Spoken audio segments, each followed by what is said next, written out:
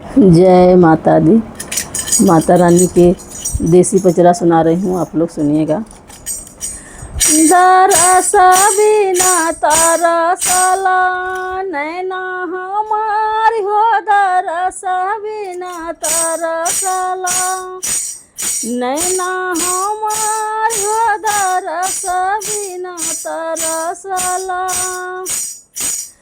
गंगा जी नहाए जब कर विचारो धाम हो, गंगा जी नहाए जब कर विचारो धाम हो। जहाँ मोरी माइया लगाम दरबार हो, दरस बिना तरसला नैना हमार हो, दरस बिना तरसला। सबके तजिहली मैया गोदी में लालनवा हो, सबके तजिहली मैया गोदी में लालनवा हो।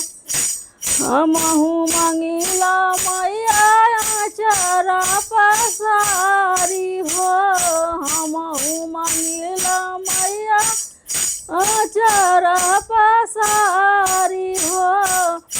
दरस बिना तरसला नैना हमारी हो, दरस बिना तरसला नैना हमारी हो, दरस बिना तरसला।